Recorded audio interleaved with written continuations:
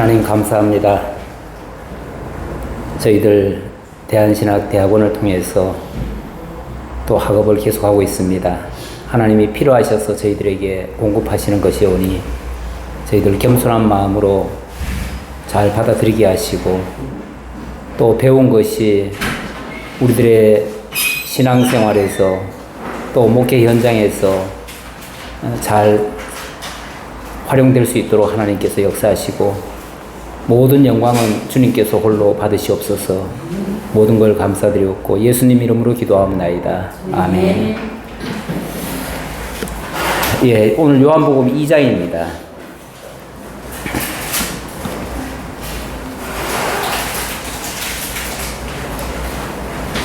네, 요한복음 2장 1절입니다. 사흘째 되는 날 갈릴리 가나에 혼례가 있어 예수의 어머니도 거기 계시고 예수와 그 제자들도 혼례의 청함을 받았더니 포도주가 떨어진지라.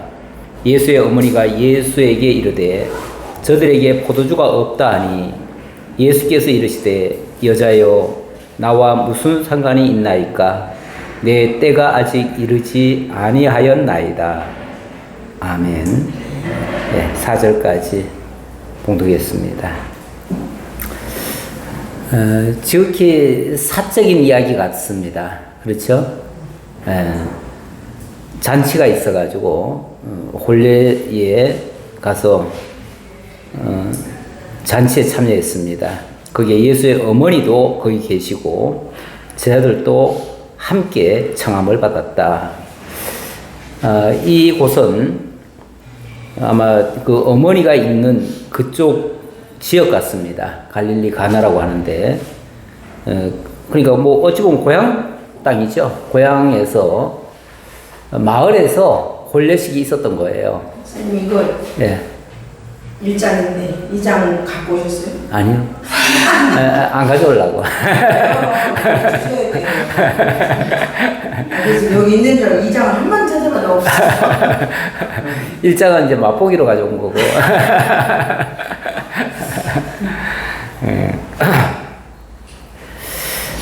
예. 그런데 포도주가 떨어졌대요. 이 포도라고 하는 것이 사람을 기쁘게 하고 즐거울 때, 잔치 때에는 빠지지 않는다고 해요. 이쪽 지역은 사실 뭐 포도주라고 하지만 포도즙일 수도 있습니다. 포도즙일 수 있고, 우리는 뭐 어쨌든 뭐 포도로 만든 거는 이거는 잔치에 주로 쓰이는 거예요.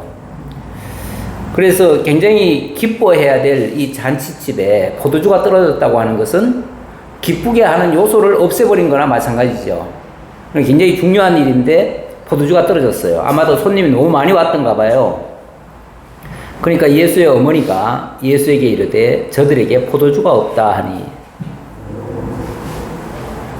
뭐 우크라이나에 그 무슨 이제 그 비행기가 지나갔던가 뭘 했던가 그랬어요. 헝가리 비행기가 지나갔어요.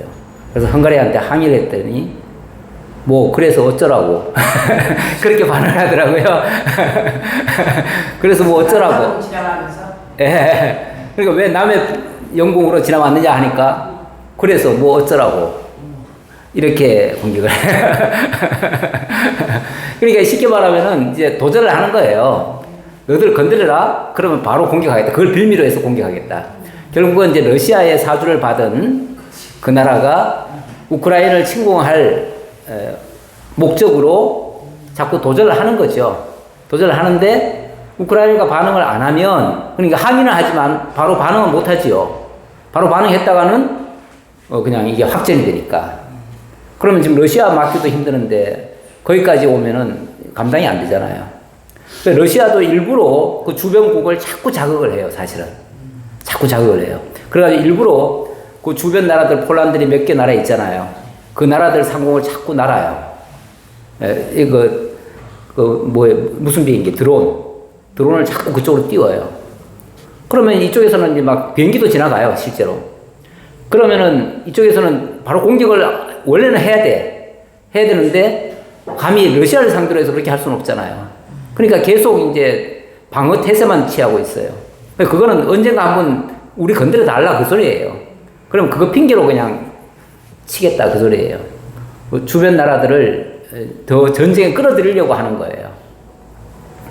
아니 지금 뭐 예수님 예수님 얘기하다가 그게 왜 얘기가 나왔나 하면은 예수님의 반응이 그래요. 그래서 뭐 어쩌라고요. 아니 어머니가 지금 포도주가 떨어졌다니까 아 포도주 떨어져서 뭐 어쩌라고요 나보고. 이런 반응이다 그 말이죠. 예, 그 표현이 예수께서 이르시되 여자여 나와 무슨 상관이 있나이까. 나하고 무슨 상관이 있는데요 그게. 그 포도주하고 나하고 무슨 상관이 있는데요. 거기다가 또 여자여 그랬잖아요. 이것 때문에 참 이 성경학자들이 골치 아파요.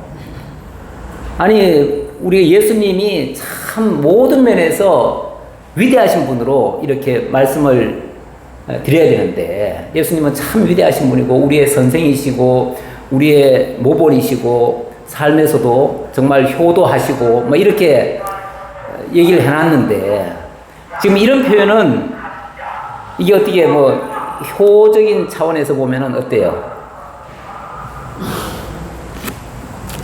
아주 안 좋은 거죠. 여자요. 어머니 보고 여자요. 그랬더니 이제 뭐라고 해석을 하냐면은 이쪽 지역에서는 여자라는 표현이 어머니에 대한 극존칭이다. 이렇게 해석을 하시는 분들이 있어요. 어떻게 극존칭 같아요? 전혀 극존칭 같지 않지요. 예. 여자요 그러면 여자여죠. 어찌 보면은 인간적으로는 어머니라고 할 수 있는데 어머니 그게 나하고 무슨 상관이 있습니까? 왜 나한테 그 얘기 하십니까? 이럴 수도 있는데 굳이 여자요 그랬단 말이에요. 여자요. 거기다가 나와 무슨 상관이 있나이까? 이거는 아주 그냥 단호하게 잘라버리는 얘기잖아요. 거기다가 내 때가 아직 이르지 아니하였나이다. 내 때가 이르지 아니하였다는 말은 어떻게 보면 정면으로 뭔가를 거부하는 얘기예요. 내가 해야 될 일이 아니고 나하고 상관없는 일이고 그런데 왜 나한테 얘기하십니까? 그리고 내가 지금 이 시점에 그거 할 일이 아닌데 뭐 이런 식으로 얘기를 했단 말이에요. 그러니까 이거는 단호하게 사실은 거절한 얘기죠. 거기다가 어머니가 지금 예수를 향해서 아들로 지금 취급을 한 거죠. 아들로 취급한 거예요. 그러니까 예수님이 거기에 대해서 여자여라고 얘기를 해버렸어요. 거기다가 나와 무슨 상관이 있나이까? 그렇죠. 포도주가 직접 예수님과 무슨 상관이 있습니까? 포도주가 직접 상관이 있는 건 아니죠.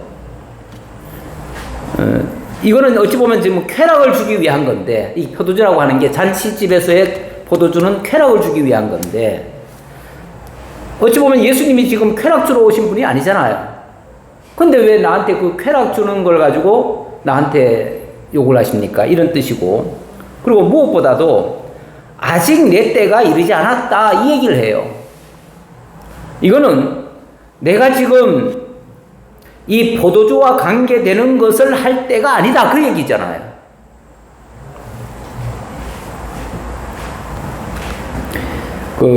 이거 말고요. 또 다른 성경에 보면 예수님이 그 어머니와 함께 예루살렘에 올라갔을 때가 있어요. 그 아마 처음 올라갔을 때 거예요. 처음 올라갔을 때 그때가 나이가 12살 때예요. 올라갔는데 한참 막 그 성전에서 막 구경하다가 그만 아이를 놓쳐버렸어요. 찾다 보니까 나중에 보니까 예수님이 랍비들하고 같이 앉아가지고 대화를 나누고 있는 거예요. 12살짜리가. 그러니까 가가지고 아이야 어찌하여 여기서 따로 있느냐 하고서 그때 막 약간 책망을 해요. 그랬더니 그때는 예수님이 뭐라고 그러냐면 어머니 제가 성전에 있어야 마땅한 거 아닙니까? 왜 내가 지금 성전에 있는데 왜 나보고 어디 이렇게 이제 혼자 돌아다니느냐고 지금 얘기하느냐고 그런 식으로 반응을 해요. 얼른 생각하면 그것도 좀 의아한 얘기 같긴 한데 예수님 이 성전은 바로 예수님의 당신의 지금 집이라고 지금 말씀하시는 것이고 당신이 어찌 보면 마땅히 성전에 있어야 될 존재로 지금 설명을 한 거예요. 그러면서 그 어머니가 아이라고 자기 아들이라고 생각하는 것을 깨버리는 얘기예요. 그것도. 그렇죠? 자기 아이라고 생각하는 것을 깨버리는 거예요. 지금 여기서도 여자애라고 하는 말은 육신적으로 당신이 내 어머니긴 하지만은 그러나 그 차원에서 지금 나를 보지 말라 그 얘기예요. 나는 지금 그리스도로서 지금 존재하고 있는데 나를 당신의 아들로 당신이 낳은 아들로 생각을 하니까 그렇게 생각하지 말라 그 얘기예요. 그런 의미에서 여자라고 지금 표현을 한 것이고 그리고 당신이 지금 쾌락을 주기 위해서 이 포도와 무슨 관련된 일을 해야 되는 게 아니에요. 그렇기 때문에 그 얘기를 하신 것이고 무엇보다도 아직 내 때가 이르지 않았다. 이 말은 포도와 관계되는 일이 지금 일어날 때가 아니다. 그 얘기예요.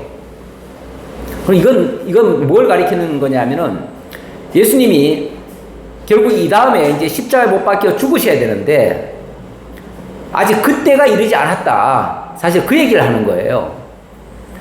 그 십자가에 못 박혔을 때에 그때 흘리시는 것이 이제 사실은 피죠. 피를 흘리시는 거죠. 피를 흘리시는 건데 이 불타는 의미에서 포도주가 그 피를 상징하기도 합니다. 물론 여기 자체 잔치집에 쓰이는 것은 쾌락을 위해서 쓰여지는 거지만 예수님이 피를 흘리실 것을 가리키는 의미가 그 속에도 담겨 있어요. 그런 차원에서 내가 아직 그 십자가를 질 때가 아닙니다. 그러니까 거기다가 섞지 말아라 그 말이죠. 같이 그걸 혼재시키지 말아라 그런 뜻이죠. 5절 그의 어머니가 하인들에게 이르되 너희에게 무슨 말씀을 하시는지 그대로 하라 하니라. 그러니까 어머니가 이제 뭔가 눈치를 이제 챈 거예요. 아, 지금 예수께서 무슨 일을 하시는지 무슨 말씀을 하시든지 이렇게 얘기했죠. 무슨 말씀을 하시든지 말씀이라고 지금 표현을 했는데 이거는 단순히 지금 아들이 무슨 말하는 거를 들어라 그런 차원이 아니잖아요. 그런 차원이 아니고 지금 아들을 통해서 어떤 역사가 있을지 모르니까 그거를 그대로 순종하라 그런 의미로 얘기를 한 거죠. 그리고 그 다음 얘기는 뭐 이제 어떤 상황인지 그 상황을 쭉 얘기를 하는 거예요. 상황을 얘기하는데 예수님이 그 하인들에게 항아리에 물을 갖다 부어라. 그러니까 그들이 다 부었어요. 그리고 이제는 떠서 갖다 줘라 하니까 그걸 나눠줬어요. 그랬더니 난리가 난 거예요. 야, 이렇게 좋은 포도주를 이제야 가져왔느냐고. 그러면서 사람들이 다 놀래가지고 보통은 제일 먼저 좋은 포도주를 갖다 주고 왜냐면 첫맛이 좋아야 되니까 좋은 포도주를 처음에 갖다 주고 뭐 한참 즐거울 때는 그리고 약간 만약에 술 기운이 있으면은 좀 취한다 하면은 그 다음에는 이 사람이 이거 분별을 잘 못해요. 그럴 때 조금 덜 좋은 걸 갖다 주는 예는 있어도 갈수록 더 좋은 걸 갖다 주는 예는 잘 없어요. 술집이 그런다고 그래요. 술집이 그 술 많이 먹으러 온 사람들한테 처음에는 되게 좋은 술을 갖다 준대요. 그거 먹여놓고는 몇 잔 먹여놓고는 그 다음부터는 가짜 술, 불량품. 그러니까 병은 같은데 내용물이 가짜인 거 그런 걸 갖다 준대요. 그런 경우가 많대요. 왜냐하면 다 이미 취했기 때문에 더 이상 뭐 이맛 저맛 잘 모르고 처음에 먹었던 그거겠거니 하고 그리고 내가 좀 취해서 지금 뭐 좀 다른가 보다 이 정도 생각하지 그 다음에는 풍간이 안 간대요.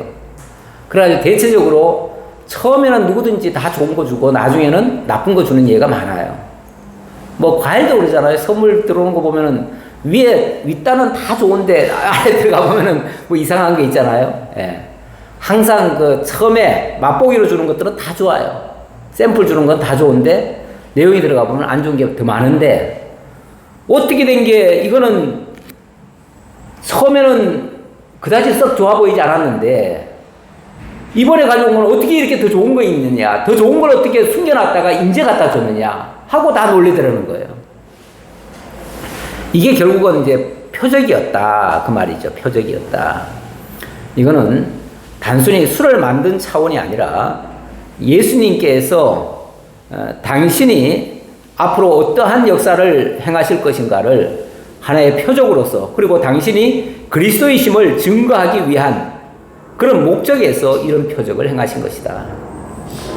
그런 의미에서 여자라고 말한 것은 나는 당신의 인간적 아들 예수가 아니라 하나님의 메시아로서의 그리스도입니다. 그걸 잊지 마십시오. 라고 일깨워준 얘기예요. 그리고는 그리스도로서의 표적을 보여주신 거예요. 그 후에 예수께서 그 어머니와 형제들과 제자들과 함께 가버나움으로 내려가셨으나 거기에 여러 날 계시지는 아니하시니라. 그리고 13절입니다. 유대인의 유월절이 가까운지라. 사실 이게 뭐 여기 바로 이어진 얘기는 아닌 것 같아요. 왜냐하면 그 뒷얘기는 나중에 이제 마지막 예루살렘에 올라왔을 때 얘기거든요. 마지막에 올라왔을 때는 3년 후죠. 사실은 3년 후에예요. 공생이 시작하고 나서부터 3년 후에 예수님이 유월절이 가까울 때 예루살렘으로 올라오셨어요. 올라오셔서 14절 성전 안에서 소와 양과 비둘기 파는 사람들과 돈 바꾸는 사람들이 앉아 있는 것을 보시고 노끈으로 채찍을 만드사 양이나 소를 다 성전에서 내쫓으시고 돈 바꾸는 사람들의 돈을 쏟으시며 상을 엎으시고 비둘기 파는 사람들에게 이르시되 이것을 여기서 가져가라. 내 아버지의 집으로 장사하는 집을 만들지 말라. 내 아버지의 집으로 장사하는 집을 만들지 말라. 여기가 지금 성전인데 성전은 곧 하나님의 집인데 하나님의 집을 장사하는 집으로 만들지 말아라. 지금 그 당시에 거기에 많은 사람들이 장사를 하고 있었다는 얘기예요. 실제로 이 당시에요. 이 성전에는 제사장들이 옛날부터 내려오던 그 전통적인 제사장이 아니고 로마의 어떤 권력을 이용해 가지고 제사장이 된 사람들이 있었어요. 이 사람들은 소위 말해서 뇌물을 주고 제사장이 된 사람들이에요. 뇌물을 주고 제사장이 된 사람은 자기 임기 중에 본전을 뽑아야 돼요. 그래서 어떻게 하냐면은 돈벌이를 해요. 돈벌이 방법이 성전을 통해서 하다 보니까 성전의 재물을 가지고 이용을 하는 거예요. 그래서 업자들을 불러다가 다 장사를 시켜요.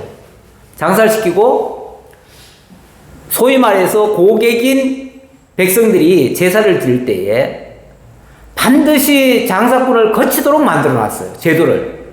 그렇게 만들어 놔가지고 예를 들어서 재물을 멀리서 가져오면 뭔가 트집을 잡아요. 이거는 뭐 여기에 허물이 있고 오랫동안 데리고 왔으니까 뭐 오다가 뭐 약간 다쳤을 수도 있고 뭐 조금 덜 좋을 수도 있지요. 그러면 쉽게 말하면 불합격을 놔버려요. 그러면 그걸 가지고 장사꾼들한테 가가지고 재물을 바꿔야 돼요. 바꾸려고 하면은 그냥 바꿔줍니까? 웃돈을 받지요. 그렇게 해서 장사를 하는 거예요. 그리고 또 뭐라고 자꾸 유도를 했냐면 멀리서 그래서 자꾸 이게 흠이 생기니까 멀리서 직접 끌고 오지 말고 여기 와서 돈 주고 사라. 이렇게 유도를 해요. 돈만 가져오면 되는데 뭐하러 그렇게 힘들게 가져오냐. 그 돈을 주게 해. 돈을 가져와서 거기서 사서 드리게끔 해요. 근데 어느 현장이든지 그 현장에 가면은 항상 더 비싸잖아요. 그러니까 웃돈을 많이 줘야 되는 꼴이에요. 거기서 나오는 돈을 그 수입을 쉽게 말하면 제사장한테 또 갖다 바치는 거예요. 그러니까 거기 장사꾼들이 돈을 많이 벌수록 제사장이 부자가 되는 이런 구조를 가지고 있어요. 결국은 제사장이 장사하는 거예요. 장사는. 근데 이게 말이 장사지 장사라 그러면요 장사는 거룩한 행위예요. 그렇잖아요. 원래 장사라고 하는 거는.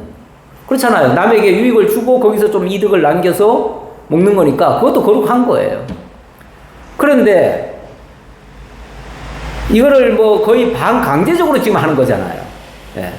강제적으로 하는 거면 그거는 강도짓이죠. 예. 빼앗는 거죠. 착취하는 거예요. 그러니까 예수님이 여기서는 아주 표현이 굉장히 부드러웠어요. 뭐라고 그랬습니까?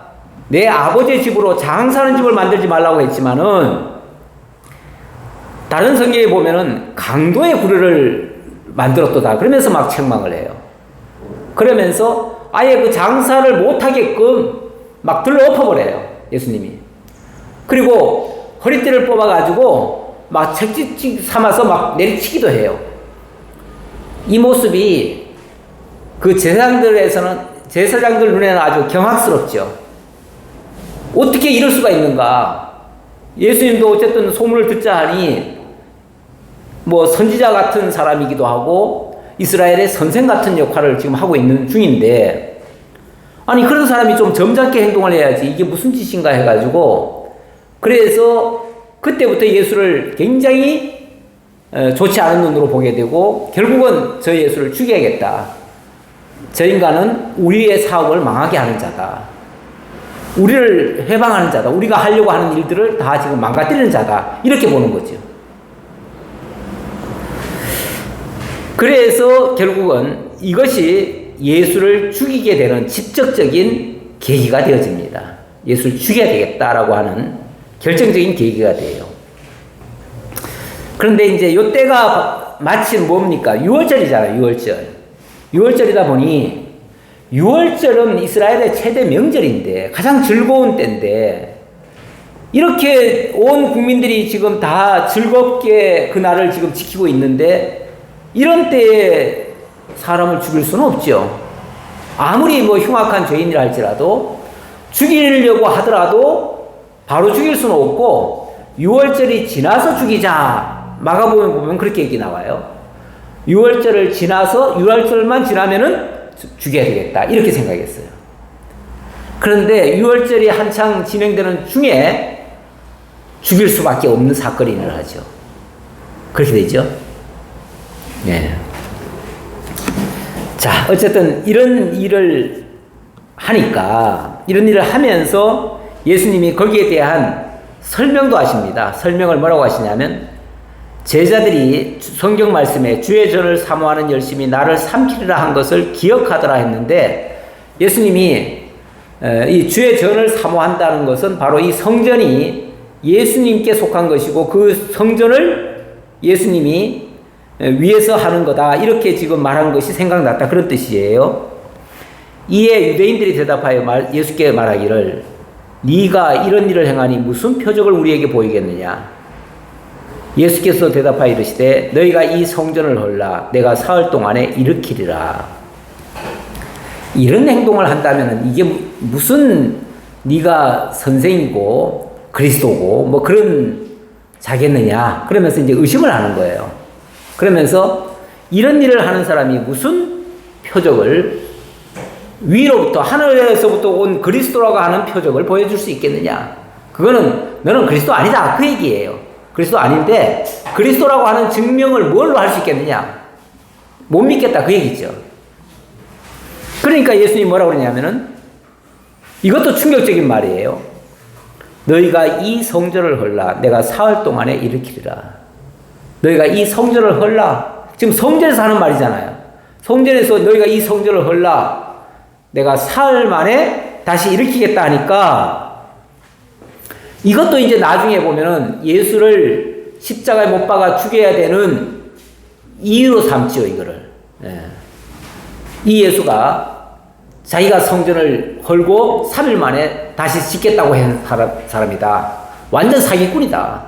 완전 거짓말쟁이고 있을 수 없는 일들을 했다라고 나중에 그렇게 비판을 했지요.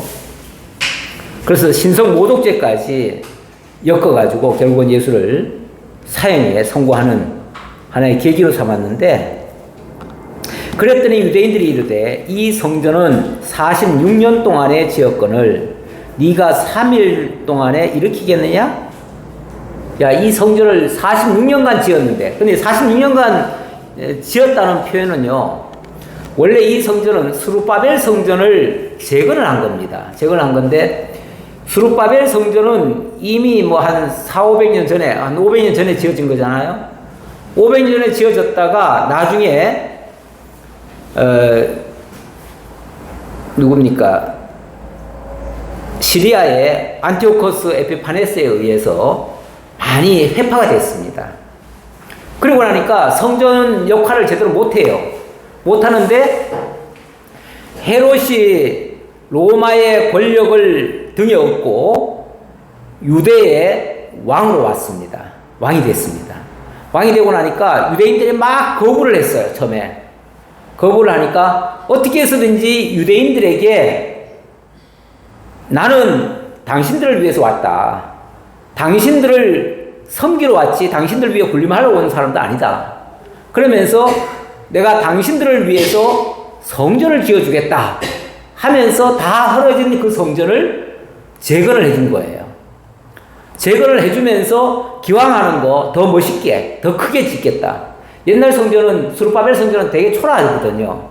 그 초라한 것을 좀 확장을 해가지고 황금 성전을 지어줬어요.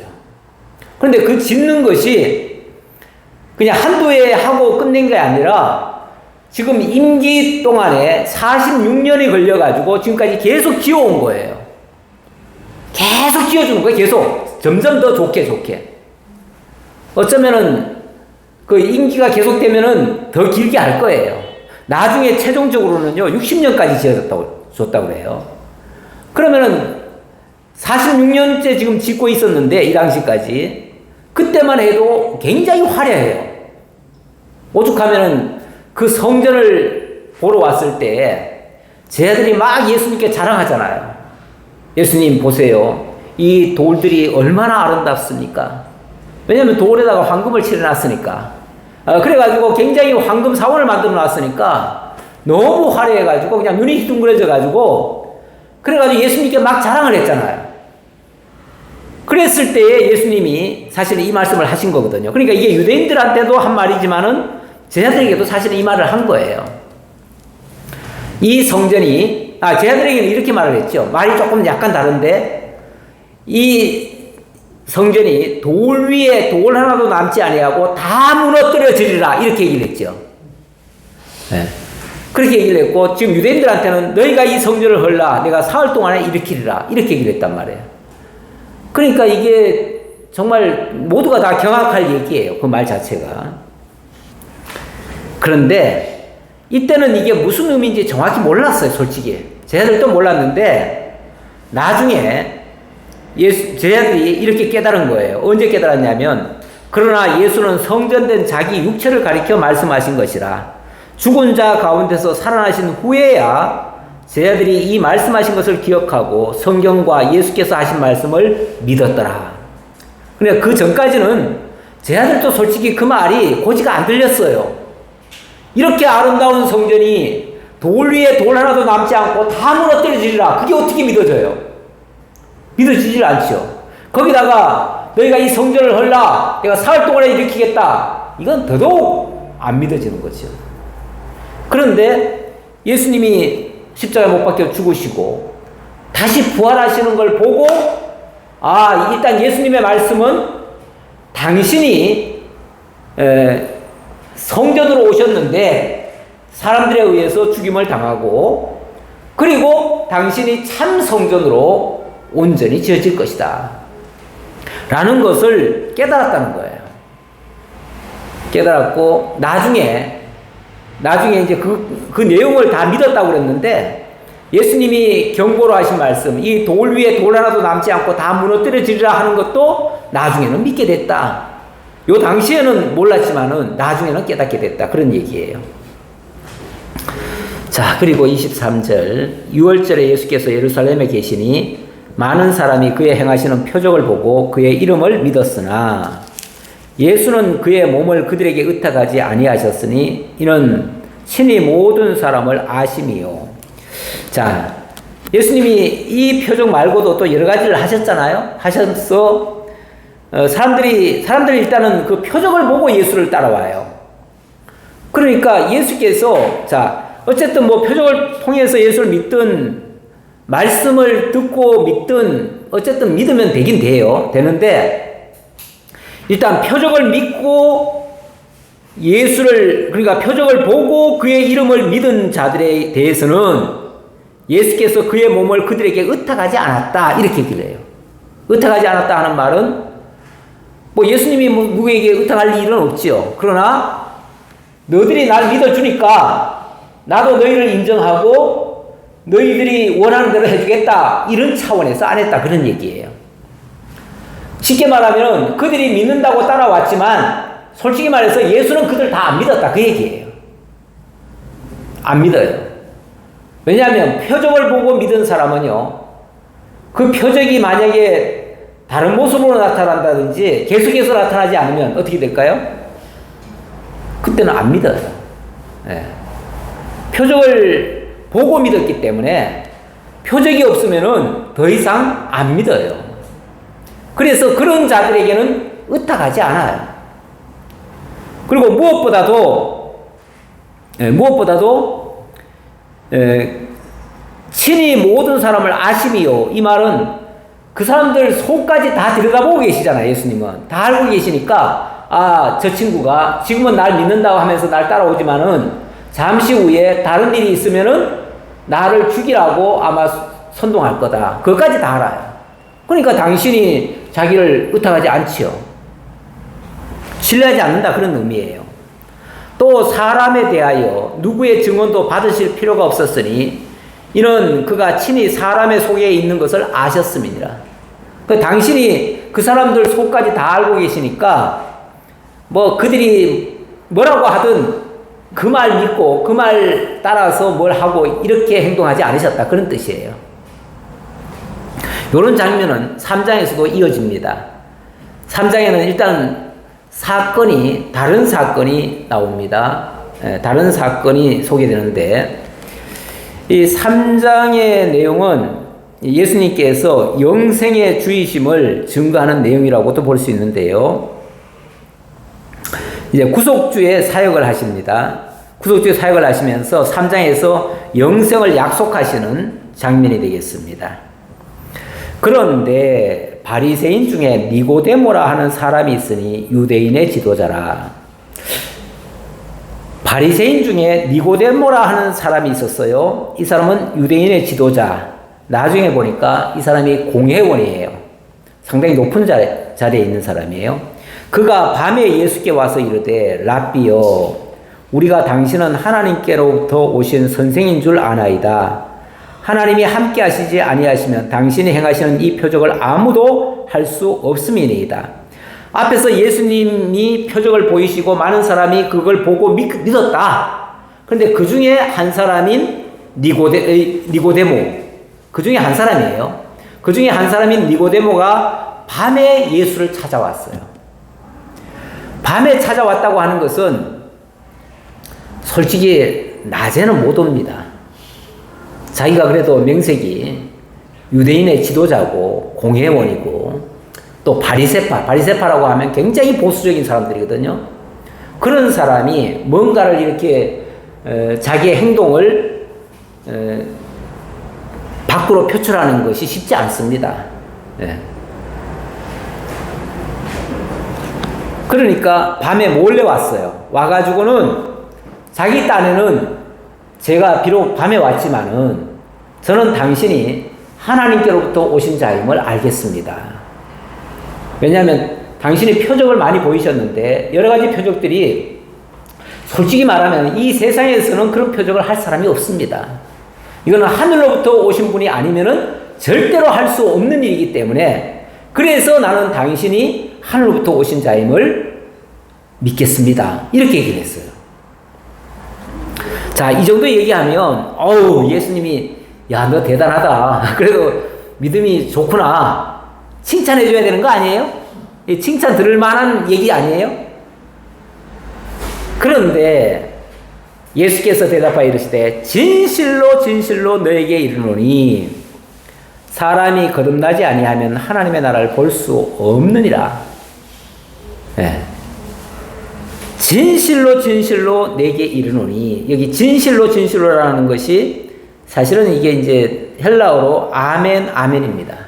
근데 우리 성경에는 그냥 진실로라고 번역이 됐어요. 예. 아멘 아멘 내가 말한다 너에게 이르노니, 이 말은 내가 선언한다 이 뜻이에요. 아멘 아멘 반드시 그렇게 된다 그런 뜻이고, 자 무슨 내용을 가지고 얘기했냐면 사람이 거듭나지 아니하면 하나님 나라를 볼 수가 없어 이 얘기를 했어요. 그 말은 너가 지금 나를 믿는다고 하지만은, 표적을 보고 나를 믿는다고 하지만 네가 거듭나지 않는다면 하나님 나라에 너 들어갈 수 없어 그 얘기거든요.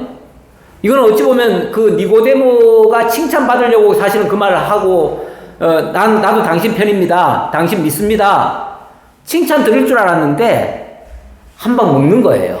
그렇잖아요? 예. 사람이 거듭나지 않으면 하나님 나라 볼 수 없어 이렇게 얘기했단 말이에요. 그러니까 니고데모가 살짝 기분이 나빴는지 이렇게 얘기를 합니다. 사람이 늙으면 어떻게 날 수 있습니까? 두 번째 모태에 들어갔다가 날 수 있습니까? 이거는 사실 약간 좀 항의성 표현이에요. 그리고 자기의 지식적으로는 이해할 수 없고 이건 과학적으로 증명할 수 없는 얘기다. 그럼 말이 안 되는 얘기다 그 말이에요. 말이 안 되는 얘기다. 지금 당신이 지금 나한테 지금 사람이 거듭나야 하나님 나라를 볼 수 있다고 하는데 이게 말이 되는 얘기입니까? 이게 지금 사람이 어떻게 거듭납니까? 이거는 과학적으로 말이 안 되는 얘기잖아요. 이제 그렇게 지금 어찌 보면 항의성으로 지금 질문하는 거예요. 그랬더니 예수님께서 대답하시되 진실로 진실로 내게 이르노니 사람이 물과 성령으로 나지 아니하면 하나님 나라에 들어갈 수 없느니라. 물과 성령으로 나지 아니하면 이렇게 얘기합니다. 물과 성령. 그러니까 물로도 한번 태어나야 되고요, 성령으로도 한번 태어나야 돼요. 그러니까 1차적으로는 물로 태어나야 될 것이고 2차적으로는 물로 태어난 사람이 성령으로 다시 태어나야 돼요. 그래서 거듭난다 이렇게 얘기합니다. 거듭. 그러면서 육으로 난 것은 육이요 영으로 난 것은 영이니 내가 너에게 거듭나야 하겠다 하는 말을 놀랍게 여기지 말라. 그 이상하게 생각하거나 마치 비합리적인 것처럼 비과학적인 얘기처럼 그렇게 이해하지 말라. 그러면서 육으로 난 것은, 그러니까 물로 태어났다고 하는 것은 어찌 보면 육으로 났다는 얘기예요. 그리고 성령으로 났다고 하는 것은 영으로 거듭났다는 얘기예요. 그 사람이라고 하는 존재가 사실은 어디서 태어나죠?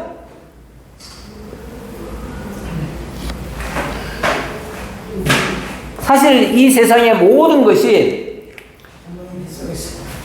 그렇죠, 뭐 실제로는 어머니 뱃속에서 태어났다고 하지만은 사실 다 물에서 나온 거예요. 네, 다 물에서 나온 거예요. 태초에 하나님이 수면에 운행하시니라부터 시작해가지고 하나님의 모든 역사가 거기서부터 시작됩니다. 이 세상의 모든 것이 다 물에서 나온다고 봐도 과언이 아니에요. 물이 그러니까 생명의 요소 중에 하나예요. 햇빛과 물과 뭐 이런 것들이 있잖아요. 이런 것들이 있는데 그 중에서 가장 중요한 것이 사실 물입니다. 물. 예. 물에서 태어났다고 하는 것은 어찌 보면 육으로 태어난 존재를 얘기하는 거예요. 그런데 인간이 자 태어났어요. 태어났는데 물 가지고는, 물로 태어난 것은 육체일 뿐이죠. 육체일 뿐. 근데 이 육체가 이제 좀 더 거슬러 올라가서 얘기를 해보면은 첫사람 아담 이래에 어떻게 됐습니까? 하나님이 처음에 인간을 지을 때는 분명히 하나님의 형상과 모양대로 지었다고 했어요. 하나님의 형상과 모양대로 지었으면은 사실 영적인 존재로 지었다는 얘기예요. 지었는데 하나님이 흙으로 인간의 육체를 만들었잖아요. 거기다가 생기를 불어 넣었다고 그랬어요. 그러면은 어찌 보면 영적인 존재로 인간을 지었다는 얘기예요. 지었는데 그 다음에 선악을 알게 하는 나무의 열매를 먹는 날은 정령 죽으리라 해버렸잖아요. 그리고 나서 죽어버린 거예요. 죽어버렸으니까 물론 태어난 상태만 있는 것이고 어찌 보면 영은 죽은 상태가 되어버린 거예요. 이것이 다시 살아나려면 영으로 다시 태어나야 된다. 그런 얘기예요. 그래서 그거는 바로 성령으로 하시는 일이다. 성령으로 그 영을, 죽었던 영을 살리는 일이다. 그런 얘기죠. 그렇게 해야 비로소 산 영이 된다. 산 생명체가 된다. 그 말이죠. 살아난 생명체. 예수를 가리켜서 살려주는 영. 아담은 산영. 그렇게 해서 이제 살아난 존재가 되었다. 그런 얘기죠. 그래서 성령으로 말미암아 우리가 거듭나야 한다는 말이 그런 의미다. 그렇게 얘기를 한 거예요. 그런데 이거를, 자, 이렇게까지 얘기를 하는데, 니고데모는 어떻게 반응합니까? 니고데모가 대답하여 이르되 어찌 그러한 일이 있을 수 있나이까? 어찌 그러한 일이 있을 수 있나이까? 계속해서 이 말을 지금 수용을 하는 게 아니라 거부를 하는 거예요, 사실은. 왜냐하면 자기 지식, 자기가 알고 있는 그 지식으로는 이해가 할 수 없는 얘기예요. 그래서 어떻게 이런 일이 있을 수 있습니까? 라고 했더니 예수께서 그에게 이르시되 너는 이스라엘의 선생으로서 이러한 것들을 알지 못하느냐? 이것도 어찌 보면 계속 지금 사실 찐밥 먹고 있어요. 그렇죠? 계속 찐밥 먹고 있어요. 너는 이스라엘의 선생이라고 하면서 이것도 하나 이해를 못하느냐? 그냥 선생이 아니라, 무슨 과학 선생이 아니라, 네가 지금 소위 말해서 바리새인이면은 종교 지도자예요. 성경을 가르치는 사람이에요. 어떻게 보면은 성경을 믿는다고 하는 사람이 이거 하나를 지금 이해를 못하느냐, 그런 차원이죠. 그러면서 진실로 너에게 이르노니 우리는 아는 것을 말하고 본 것을 증언하노라. 그러나 너희가 우리의 증언을 받지 아니하는도다. 우리는 아는 것을 말하고 본 것을 증언한다. 지금 예수님이 하시는 이 말씀은 하나님이 하신 것을 보고 알고 그리고 지금 전하는 것이다. 그런 얘기인데 너희는 우리의 이 증언을 믿지 않는구나. 이렇게 지금 얘기하는 거죠. 내가 땅의 일을 말하여도 너희가 믿지 아니하거든 하물며 하늘의 일을 말하면 어떻게 믿겠느냐. 지금 이게 무슨 굉장히 어려운 말 같지만은 사실은 이 세상에 있는 원리를 가지고 지금 설명하는 거예요, 예수님이. 그런데 이 땅의 일을 가지고, 땅의 원리를 가지고 지금 설명하는데도 이해가 안 되면 하늘에 속한 그 진리를 어떻게 네가 깨닫겠느냐 라고 하시면서 하늘에서 내려온 자, 곧 인자 외에는 하늘에 올라간 자가 없느니라. 하늘에서 내려온 자, 당신이 하늘에서 내려온 자다, 그죠? 하늘에서 내려왔고 이 인자 외에는 하늘에 올라간 자가 없느니라. 그러면서 내려온 자가 다시 올라가신다. 자, 이 얘기를 하는데 이게 무슨 소리인지 아직까지 점점 더 헷갈리는 소리죠. 사실 더 어려운 얘기예요. 모세가 광야에서 뱀을 든 것 같이 인자도 들려야 하리니 이는 그를 믿는 자마다 영생을 얻게 하려 하십니다. 자, 여기 목적은, 자, 이렇게 하나님이 하시는 일의 목적은 영생을 얻게 하려고 그런다. 영원한 생명을 얻게 하려고. 그러니까 이 성령으로 거듭난 영이 영원히 사는 존재가 되는 거죠. 그렇게 하기 위해서 무슨 일이 필요하냐면 하늘에서부터 인자가 내려와야 하고 이 인자가 다시 하늘로 올라가야 된다. 그러면서 영으로 너희를 거듭나게 한다. 그러니까 내가 내려와서 너희를 위하여 죽어진 다음에 너희를 위하여 다시 부활해야 비로소 이 거듭남의 역사가 완성된다. 그런 얘기죠. 그러면서 자, 이렇게 하는 목적이 하나님이 세상을 이처럼 사랑하사 독생자를 주셨으니 이는 그를 믿는 자마다 멸망하지 않고 영생을 얻게 하려 하심이라. 영생을 얻게 하려는 이 목적 하에서 결국은 하나님이 독생자를 내려보내셨고 그 독생자를 다시 독생자로 하여금 어찌 보면 이 죽은 영을 살리는 이 일을 하게 하심으로 그 영으로 이제 살리는 거잖아요. 영으로 거듭나게 해서 그 영을 이렇게 살리는 그 영을 그 예수를 믿는 자마다 그 영생에 참여하게 하려고 이 얘기죠.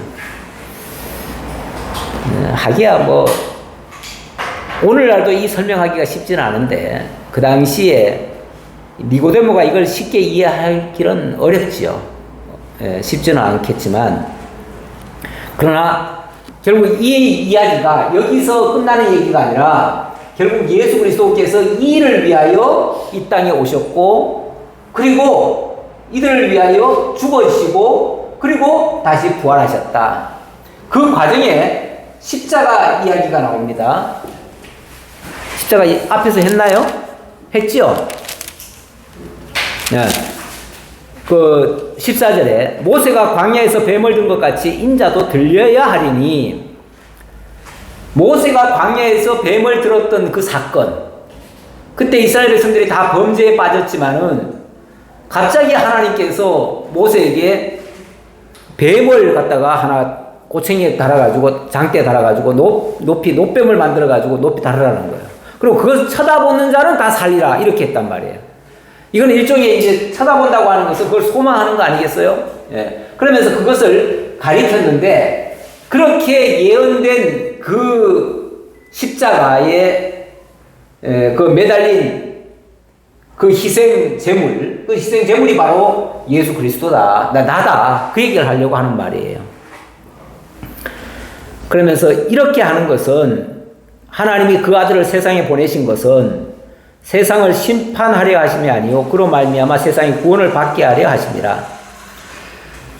사실은 죄로 말미암아 죽게 하는 일이니까 이게 일종의 심판 같은 모습이잖아요. 심판의 모습이긴 하지만 개개인을 이런 식으로 다 죽이겠다는 게 아니라 예수님이 대신 이 심판을 받으시고 다른 사람을 다 살리려고 하는 것이다. 대속의 심판을 받으시려고 그렇게 하신 것이다. 그러니까 예수는 심판을 받고 다른 모든 사람은 구원을 받게 하려고 이렇게 한 거다. 그 얘기죠. 그러면서 하는 말이 그를 믿는 자는 심판을 받지 아니할 것이지만 믿지 아니하는 자는 하나님의 독생자의 이름을 믿지 않는 것이기 때문에 벌써 심판을 받은 것입니다. 그러면서 자, 개개인을 심판은 안 하지만 그러나 이렇게 하신 그리스도를 믿지 않는다면 그 심판이 개개인에게 이루어진 것이다. 이미 심판된 것이다. 결국 아니 뭐 예수 안 믿는다고 지옥 보냅니까? 전에 그 성철 스님이 그 얘기했어요. 성철 스님이 나는 예수 믿는 사람들을 도대체 당최 이해할 수가 없다고. 자기 믿으면 구원해주고 자기 안 믿는다고 다 지옥 보내고 그런 신이 무슨 신이냐고. 그래서 나는 예수라는 그 인간 그 존재를 내가 당최 이해할 수가 없다고. 자기 안 믿는다고 세상에 다 지옥 보내냐고. 그렇잖아요. 내 말 안 듣는다고 다 지옥 보내요? 그건 나쁘잖아요. 만약에 우리 인간이라면 내가 인간인데 내가 어떤 권세를 가지고 있는데 내 말 안 들어? 그럼 죽여. 이건 저 공산당이나 할 짓이죠. 그거는 있을 수가 없는 거죠. 그런데 예수가 그런 식으로 했다는 거예요. 지금 그 얘기입니까? 그 얘기가 아니죠. 예수가 너희 이미 죽은 자들을 위해서 대신 죽어줬어. 죽어줬으니 너희가 믿는다면 그 죽음에 참여한 것이 돼가지고 거기서 살아날 수가 있지만 만약에 너희가 믿지 않는다면 그 죄값대로 죽는 것처럼 너희도 다 죄값대로 죽는 거야. 그 말이잖아요. 결국 십자가의 공로가 믿는 자들에게는 하나님의 은혜로 그게 이제 가려지는 거지만, 그 효과가 이루어지지만, 믿지 않는 자들에게는 자기 죄값대로 죽는 거예요. 자기 안 믿는다고 지옥 보내는 게 아니에요. 하나님이 지옥 보내는 게 아니고 지발로 가는 거예요. 그러니까 하나님이 자기 안 믿는다고 다 지옥 보내면은 하나님이 나쁜 것처럼 보이잖아요. 근데 그렇게 하는 게 아니고 하나님은 다 해줬어. 다 해주는 거야 그냥. 다 해주는데 믿으면 당연히 거기 참여할 것이지만 안 믿으면 어떡해? 그냥 가는 거지. 그렇게 해준 것이 의미가 없지. 자, 그런 뜻이라는 얘기예요. 그래서 믿지 않는 자는, 그러니까 하나님의 독생자의 이름을 믿지 아니함으로 벌써 심판을 받은 것이니라. 그러니까 안 믿기 때문에 심판한다가 아니라 이미 그들은 심판 받은 자들이에요. 그렇죠. 심판을 언제 받았어요? 벌써 태어나면서부터 이미 심판 받은 자들이에요. 그래서 우리가 죽을 뻔했는데 하나님이 살려주셔서 고맙습니다 그러지 말고 죽었던 자들을 살려주세요. 이미 우리는 다 죽었던 자들이에요. 다 심판받은 자들이에요. 심판 안에 있었어요. 근데 그 중에서 건전해 줬더니 깨닫고 아우 감사합니다 하고서 같이 와서 그 생명수용에 참여하는 사람이 있고, 그렇게 했음에도 불구하고 깨닫지도 못하고 듣지도 못하고 알아듣지도 않고 회개도 안 하고 돌이키지도 않고 아무것도 안 해요. 그 사람은 어떻게 살려? 그냥 심판받은 거지. 내가 심판하는 게 아니라 심판받은 거예요 이미. 그러니까 나 안 믿어서 지옥 보냈다 이렇게는 말하지 마시라 그 얘기죠. 그러면서 그 정죄는 왜 심판을 받았는데요? 그 정죄는 이것이니 곧 빛이 세상에 왔을 때 사람들이 자기 행위가 악함으로 빛보다 어둠을 더 사랑한 것이니라. 악을 행하는 자마다 빛을 미워하여 빛으로 오지 아니하나니 이는 그 행위가 드러날까 함이요. 진리를 따르는 자는 빛으로 오나니 이는 그 행위가 하나님 앞에 하나님 안에서 행한 것임을 나타내려 함이라 하시니라. 그 악한 사람들은요, 악한 것이 좋아요. 네. 믿는 사람들은 또 선한 것이 좋고요. 그래서 자기 좋은 대로 가는 거예요. 자기 좋은 대로. 꼭 누가 뭐 벌 줘가지고 가는 게 아니라 지가 좋은 대로 가요. 그래서 음침한 동물들은 음침한 데만 맨날 가서 살잖아요. 네. 빛을 싫어하는 자들이 있어요. 하나님을 안 믿는 사람들은 빛을 싫어하는 사람들이에요. 진리가 싫어요. 네. 그래서 안 오는 거예요. 그런데 이미 심판받아서 그런 거예요, 사실은. 그런데 그 중에서도 구원받는 자가 있다면 그거는 자기네들의 공로가 아닌 전적인 하나님의 은혜니까. 그래서 그걸 깨닫고 나면 너무 감사할 뿐이에요. 가끔은 왜 우리 조상님도 착했는데 왜 우리 조상은 특별히 예수 안 믿었다는 이유로 그냥 왜 지옥을 보내십니까? 옛날에 이순신이나 세종대왕은 얼마나 훌륭한 일을 많이 하셨는데 그분들까지 예수 안 믿는다고 다 지옥 보내야 됩니까? 그렇게 따지시는 분들이 있어요. 네.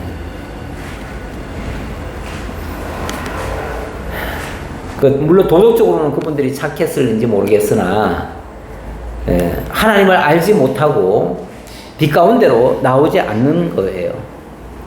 그 후에 22절입니다. 그 후에 예수께서 저희들과 유대 땅으로 가서 거기 함께 유하시며 세례를 베푸시더라. 근데 여기 그 후에란 말은 앞에서 이 일이 있었고 그 후에란 얘기 같지는 않아요. 특히 이제 앞에서 뭐가 있었습니까? 성전 깨끗하게 한 일이 있었잖아요. 그렇죠? 네. 그런데 이제 이 사건은 어찌 보면 저 뒤에 있는 사건이잖아요. 그런데 여기 있는 얘기는 또 앞에 있는 얘기예요. 그러니까 이게 우리 요한복음이나 이런 성경은요, 역사적 순서대로 기록하지 않았어요. 역사적 순서대로가 아니라 어찌 보면 사례별로 따로 모은 거예요. 사례별로. 이 영생에 관한 이야기 할 때는 다 이쪽 앞으로 다 땡겨온 거예요. 그리고 또 다른 얘기 할 때는 또 저 뒤로 가고요. 그래서 역사적 순서대로 기록하지 않았기 때문에 이런 오해가 될 수 있는데, 요거는 그 마지막 때 얘기가 아니에요. 예. 그 후에 예수께서 제자들과 함께 유대 땅으로 가서 거기 함께 유하시며 세례를 베푸시더라. 요거는 세례 베풀 때의 얘기잖아요. 그러니까 초기죠. 요한도 살렘 가까운 에논에서 세례를 베푸니 거기 물이 많음이라. 그러므로 사람들이 와서 세례를 받더라. 왜 갑자기 예수님 세례 받는 얘기가 또 나올까요? 지금 말하고자 하는 게 뭐예요? 영생 이야기 하잖아요. 지금 구속주, 예수가 바로 구속주로 오셨음을 가리키는 거 아니에요. 그래서 구속주의 사역을 하려면은 아까 니고데모를 통해서 거듭나야 된다고 했잖아요. 거듭나려면 어떻게 해야 돼요? 믿어야 되는데 그냥 믿어요? 죽었다가 살아나야 돼요. 어찌 보면 옛사람은 죽고 새사람으로 살아나는 거, 그게 거듭나는 장면이 바로 세례예요. 그래서 세례할 때 조건이 있죠. 무조건 세례 받으라가 아니라 회개하고, 회개라는 말이 나오죠. 그 회개라고 하는 게 어찌 보면 자기 과거에 대한 것을 지금 다 돌이키는 장면이기도 한데, 옛사람을 죽게 하고 새사람으로 다시 살아나는 거, 새 생명을 얻게 되는 거, 그걸 지금 보여주는 것이, 그걸 표현하는 것이 세례예요. 네. 그런데 원래 이 세례라고 하는 것이 사실 구약시대 때는 없었어요. 이게 항상 전통적으로 있었던 얘기가 아니에요. 없었는데 어느 날 광야에서 세례 요한이라는 사람이 등장을 해가지고, 요한이라는 사람이 등장하더니만 이 사람이 막 메뚜기와 소청을 먹고 완전히 광야에서 미치광이처럼 살았어요. 그러더니 갑자기 외치는 거예요. 회개하라, 천국이 가까웠느니라. 그러면서 회개하겠다고 오는 사람을 뭐 해요? 물에다 집어넣어가지고 세례를 베풀어 주는 거예요. 그러니까 이때 어찌 보면 세례가 처음 일어난 거예요. 물론 민족적 세례는 나중에 고린도전서 10장에 보면은 이스라엘 민족이 홍해를 건널 때에 민족적으로 세례를 받았다, 이 말은 하긴 해요. 그러나 그거는 의미적인 세례지 실제 세례를 베푼 거는 이때가 처음이에요. 그러니까 세례 요한이 그 세례를 처음 베풀었고, 그거는 내 뒤에 오시는 이가 나는 물로 세례를 주지만 그분은 성령으로 세례를 주실 뿐이다. 불과 성령으로 세례를 주실 뿐이다. 이렇게 얘기했어요. 그러면서 예수가 바로 불과 성령으로 세례 주실 분임을 가리킨 거예요. 근데 거기에 불세례라고 하는 것은 예수님 자신이 십자가에 못 박혀 죽으시는 그 세례. 그 세례가 바로 불세례예요. 십자가 세례가 불세례예요. 당신은 불세례를 받으시고 당신이 살아나신 이후에는 성령을 보내가지고 우리를 거듭나게 하셔요. 그게 성령 세례예요. 그러면 물세례라고 하는 것은 이 불과 성령 세례를 가리키는 하나의 표식인 거예요. 그렇죠? 그리고 물세례라고 하는 건 진짜 세례는 아니에요. 물에 들어갔다 나왔다고 뭐 진짜 죽나요? 다만 물에 들어가면 이렇게 죽는 것처럼 다시 살아나면 부활하는 것입니다. 거듭나는 것입니다. 이걸 가리키는 하나의 상징적인 표현이다 그 말이죠. 그러면서 회개하겠다고 하니까, 자 그러면 회개하려면 세례 받아야 돼. 물속에 들어갔다 나와야 돼. 근데 이거는 바로 내 뒤에 오시는 그분이 불과 성령 세례를 줄 거야. 나는 그의 신들매도 못 풀어. 그렇게 위대하신 분이 내 뒤에 바로 오실 거야. 그러면서 그 그리스도께서 하실 일을 가리킨 거예요. 자, 그러면서 거듭나게 하시는 그거를 일러준 건데, 그 일을 예수님도 하셨다 그 말이에요. 그 후에 예수께서 제자들과 유대 땅으로 가서 거기 함께 유하시며 세례를 베푸시더라. 요한도 살렘 가까운 에논에서 세례를 베푸니 거기 물이 많음이라. 그러므로 사람들이 와서 세례를 받더라. 요한이 아직 옥에 갇히지 아니하였더라. 이에 요한의 제자 중에서 한 유대인과 더불어 정결 예식에 대하여 변론이 되었더니, 그러다 보니까 뭐 예를 들어서 세례 요한이 막 물로 세례를 줘요. 그리고 예수님은 뭐 물과 불과 성령 세례를 준다고 그래요. 도대체 이게 무슨 소리냐? 그때까지 그게 아무도 모르는 사람들이에요. 그러니까 여기에 대해서 변론이 일어났다 그 말이에요. 그랬을 때에 그들이 요한에게 가서 이르되 랍비여 선생님과 함께 요단강 저편에 있던 곧 선생님이 증언하시더니가 세를 베풀며 사람이 다 그에게로 가더이다. 요한이 대답하여 이르되 만일 하늘에서 주신 바 아니면 사람이 아무것도 받을 수 없느니라. 내가 말한 바 나는 그리스도가 아니요 그의 앞서 보내심을 받은 자라고 하는 것은 그것을 증언할 자는 너희니라. 신부를 취하는 자는 신랑이나 신부를 취하는 자는 신랑이나 서서 신랑의 음성을 듣는 친구가 크게 기뻐하나니 나는 이러한 기쁨이 충만하였노라. 그는 승하여야 하겠고 나는 세하여야 하리라. 자, 갑자기 이제 예수님도 세를 베풀고, 사실은 예수님이 베푼 건 아니고 예수님의 제자들이 베풀었다고 해요. 그럼 예수님도 베풀고 세례요한도 베풀니까 갑자기 세례 경쟁이 일어났잖아요. 그러니까 어느 게 오느냐, 네가 오느냐, 왜 이렇게 우리 흉내내느냐, 막 이런 얘기도 나오고 막 그런 변론이 다 일어났어요. 그런데 거기에 대해서 세례요한이 딱 다른 말 타줘요. 뭐라고 그러냐면 나는 그렇죠. 내 뒤에 오시는 분을 소개하는 자다. 그분은 위로부터 오신 분이다. 나는 땅에서 난 자고 나는 그를 소개하는 자고, 그러니까 당연히 그분이 와서 제대로 된 성령, 참 성령을, 참 세를 베푸시려면 그는 흥해야 되고 나는 세하여야 돼. 쉽게 말하면 내가 주는 물세례의 사건은 이걸로 끝나는 거야. 하지만 이제부터는 불과 성령으로 세례 주시는 그분이 진짜 너희를 거듭나게 할 거야. 이 얘기죠. 그러니까 2장 3장이 같이 연결되죠. 사건은 달라도 내용은 같은 거예요. 위로부터 오시는 이는 만물 위에 계시고 땅에서 난 이는 땅에 속하여 땅에 속한 것을 말하느니라. 하늘로부터 오시는 이는 만물 위에 계시나니 그가 친히 보고 들은 것을 증언하되 그의 증언을 받는 자가 없도다. 그의 증언을 받는 자는 하나님이 참되시다는 것을 인쳤느니라. 하나님이 보내신 이는 하나님의 말씀을 하나니 이는 하나님이 성령을 한량없이 주심이니라. 그러면서 예수는 위로부터 오신 분이고 이 세상에 있는 자들의 이야기는 그건 뭐 땅에서 난 거니까 그거는 옳지 않다, 그런 얘기죠. 그러니까 세상 사람들, 세상 그 지도자들의 이야기 듣지 말고 하늘에 계신 그분, 하늘에서 오신 그 예수를 믿으라, 그 얘기죠. 아버지께서 아들을 사랑하사 만물을 다 그의 손에 주셨으니 아들을 믿는 자에게는 영생이 있고 아들에게 순종하지 아니하는 자는 영생을 보지 못하고 도리어 하나님의 진노가 그 위에 머물러 있느니라. 예, 결론은 결국 예수를 믿음으로 거듭나고 온전한 참 성령 세례를 통해서 온전한 구원이 이루어진다, 이 얘기를 한 것이다, 그 말입니다. 기도하겠습니다.